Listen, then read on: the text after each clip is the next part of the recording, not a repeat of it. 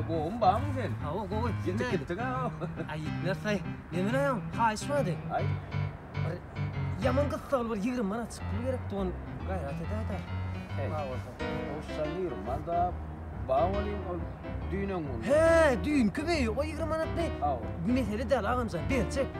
İkisini koş beraber arkayın ol. Biraz gayret eder şimdi. Böyle arkayın olayım. Ha lan. Sen arkayın ol ben verelim mi ne? Bak lan ya sana böyle. Var arkayın olayım verelim arkayın ol. Var böyle. Ay yoksun bile verir de.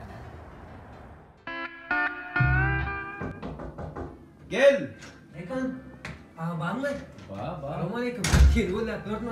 Olmayan da. Sen oradan başlayın. Başlayın oradan. Direkt şu 20 manat şu düğün köy vereyim al kalay da. Ya yok kübüle mi? Ha o en kulyan so 40 manat tonlay. Gayret eder. Bana böyle yok var ya. Yok mu? Yok var ya. Olay mı da? Ziyan yok. Nimet yasifin ama ben onu der olsun bu bölük gelen am. Böldük beraber. Böldük ben sana getirip ver yanam. Al kaybolan şu menden al kaybol. Böyle böldük. Bu da bir nerede bilmeden niye tiren yönü berem yok bana. Bol ya. Boram. Tamam anişsam can tamam. Ya başla.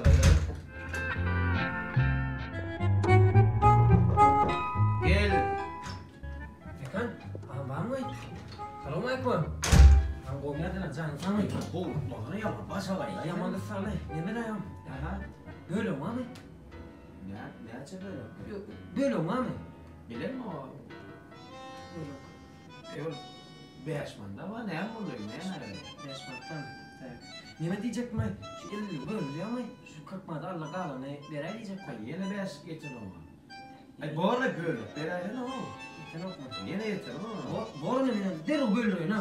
Böyle getir ay. Badan her yere tıklımı öyle. Yani öyle bir tıklımı irti huk man ver yana. Oğlum bak ben de böyle. Minden arkayın olsam öyle yana şu yamanlar öldüm. Bir hile katar edeceğim ha. Yo arkaya. Katar kayın oluyor. Böyle getir böyle. Bolanı böyle getir yana. Katar kayın oluyor. Ha mayıs.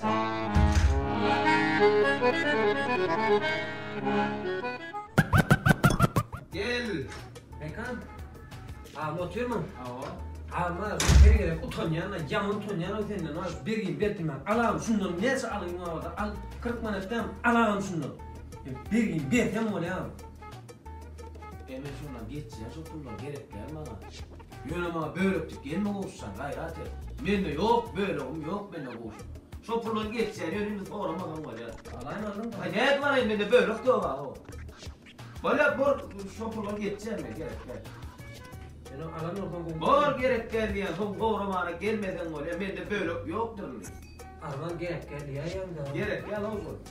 Oran bassam. Tamam işte. Böyle hemen işlem otur. Ne kan bu mu? Zaten. Değil mi? Rahatlayış şuna böyle olmamı.